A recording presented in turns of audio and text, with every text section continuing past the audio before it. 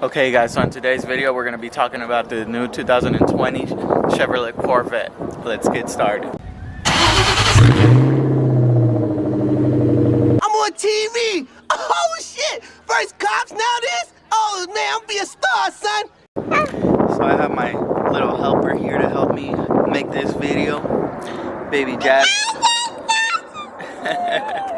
As you can see, she's excited for the 2020 Chevy Corvette as well. She wants it to be her high school car. So yeah guys, so what we know about the C8 Corvette is that it's going to be a mid-engine car, and it's going to be revealed sometime in July. Yeah. And this is actually very important because the Corvette is an American car, and so far it's been front engine rear wheel drive, and it's been such a great car because it has been pretty much in a realm of its own without any other competition to go against. There's not another car that is at that price with that much performance. So I think that's what's going to make or break the new platform. It's going to be the affordability, and I saw someone post that it's going to be around $62,000 for the base model, and that's not bad considering what Corvettes provide. We're just going to see what that base platform offers people, but that's a good price to start with. Of course, they're going to have different prices for different packages, and Chevy hasn't disappointed so far with the performance packages on the Corvette.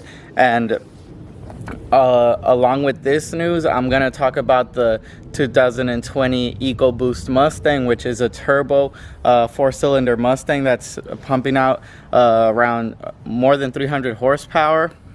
And the reason I'm bringing this up is that more commonly in American cars, you're starting to see more turbocharged from factory and supercharged from factory, and this is very important for us because I love you too.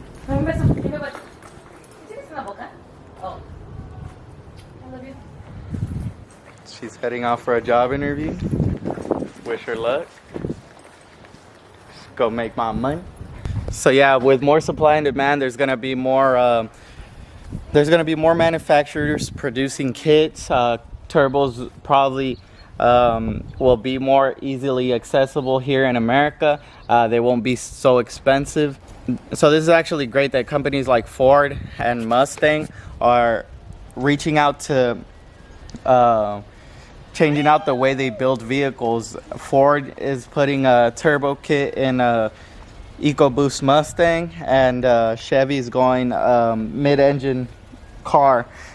And there's a lot of mid-engine cars that are great, like the Acura NSX. It only had about 300 horsepower, but the fact that it was mid-engine made it better handling and cemented it as an icon in the Japanese car community.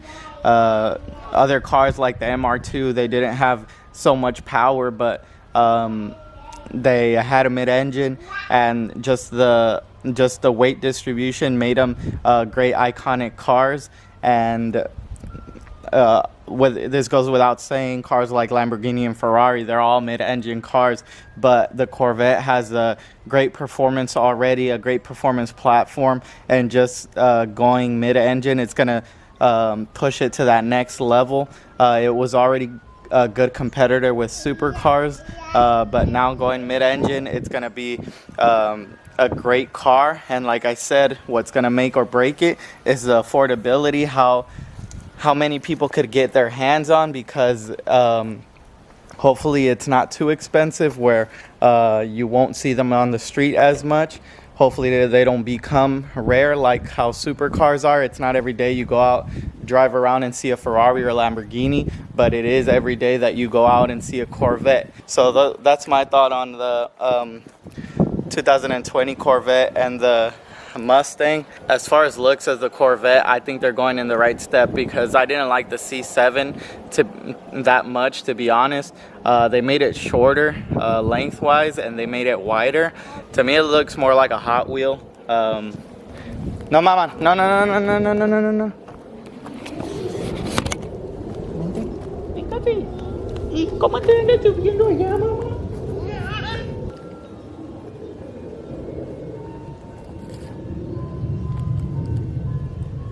So like I mentioned earlier, the Acura NSX, the recently released Acura NSX is so expensive. It's priced up there with supercars, and to be honest, I don't think I've ever seen one on the street. I've seen one on probably at WECFest. I saw one.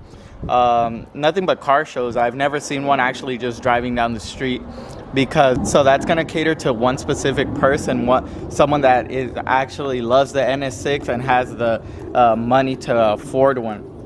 So it only tailors to a specific crowd, and the Corvette, hopefully it tailors to a bigger crowd, because for one, you love performance, you love Corvettes, and you could afford it. It's a lot cheaper to afford a Corvette than it is Ferrari or Lamborghini or the Acura NSX.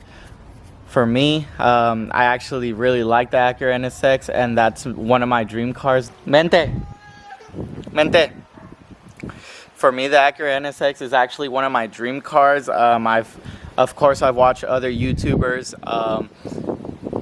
They buy, now that people are importing right-hand drive cars like the Nissan GTR, the Toyota Supra, the RX-7, I kind of wanted to stand out and buy an Acura NSX.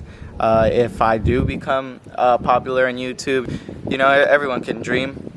But now that the C8 is coming out, and it's mid-engine, instead of buying the new NSX, I could buy the Corvette depending on the price, and I would be happy with that.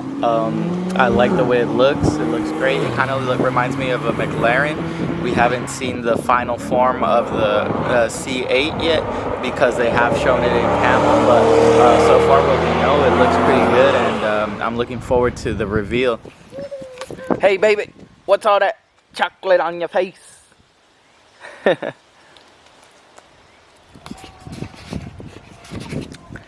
So let me know what you guys think of the new Corvette, the images I showed, what you think is going to happen with it, if it's going to be a fail or if it's going to be a good build. Thank you guys for subscribing. We're almost at 300 subscribers, and I look forward to see you on the next one. Peace. I'm just all about this money, I don't think about no thoughts. Girl, you don't know about me, so get off my fucking D. Born and raised in the dot, this is real as you gon' see. Girl, you don't know about me, so get off my fucking D.